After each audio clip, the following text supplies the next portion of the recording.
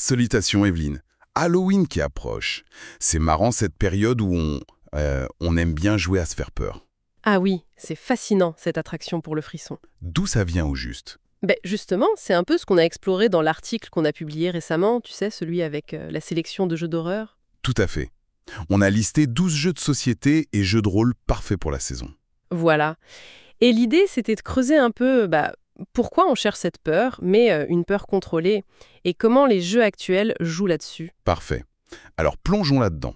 On pourrait commencer par les origines un peu lointaines, peut-être sa main, puis voir ce que la psycho en dit. Oui, Et surtout, comment les jeux de notre sélection illustrent tout ça. Ça te va? c'est parti. Alors, les racines, Halloween, ça vient de Samhain, cette fête celtique. Elle marquait le début de l'hiver, la saison sombre, quoi.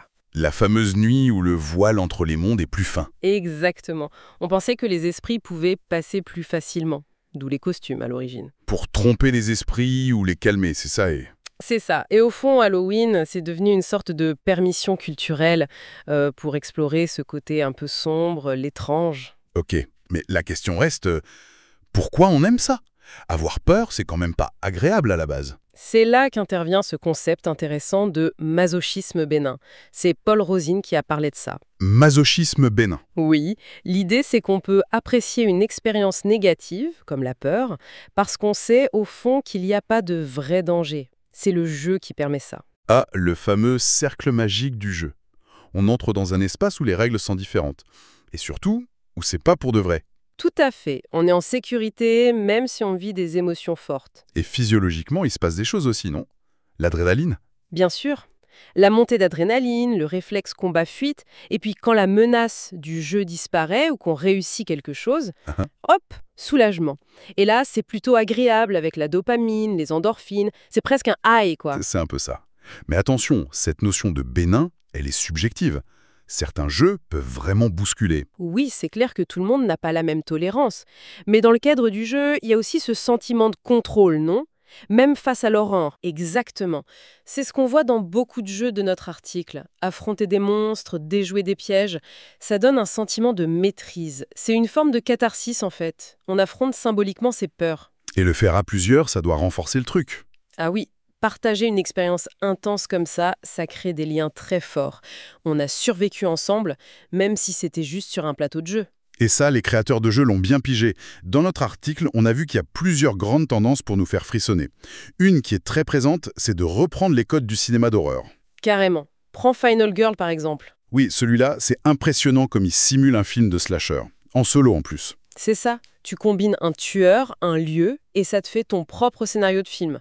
La tension monte avec la gestion de tes cartes, et surtout les dés. Ah, les dés.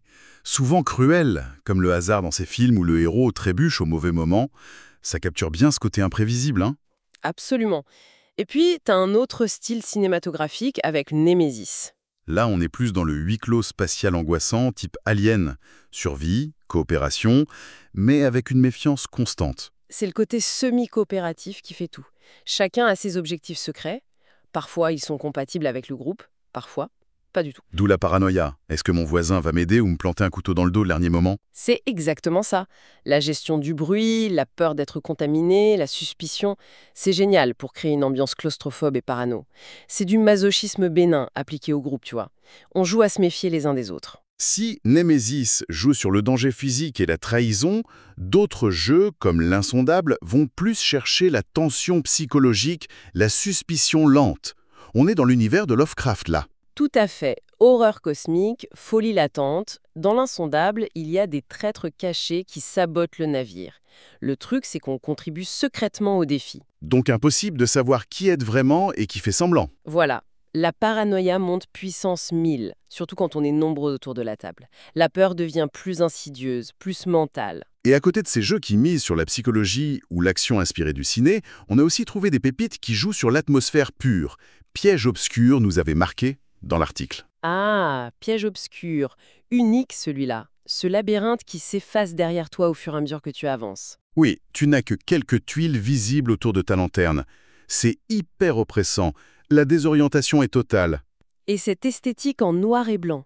C'est une mécanique toute simple, mais elle crée une angoisse folle. La coopération est essentielle, mais dans le noir, c'est pas facile, hein. C'est l'inverse total d'un jeu comme Cthulhu, Death Medaille par exemple. Là, on n'est clairement pas dans la suggestion, hein. Ah non, là c'est l'action décomplexée, le côté pulp assumé.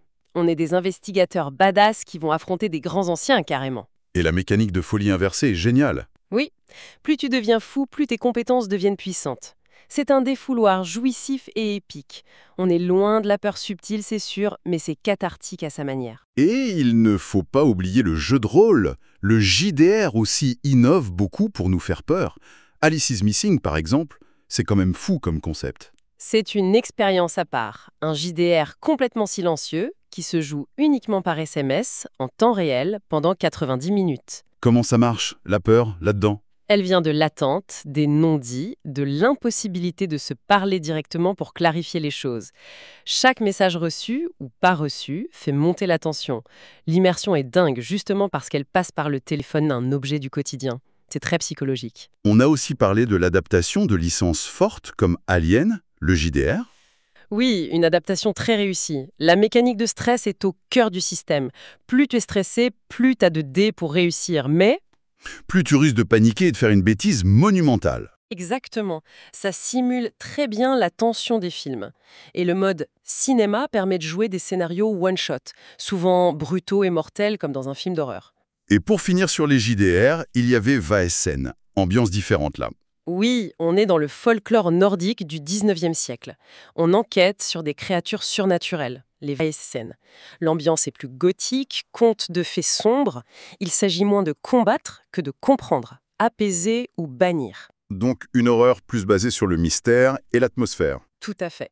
Bon, ce qu'on voit à travers tous ces exemples de notre article, c'est qu'il y a une diversité incroyable dans la façon dont les jeux nous proposent de jouer avec la peur, hein. Absolument.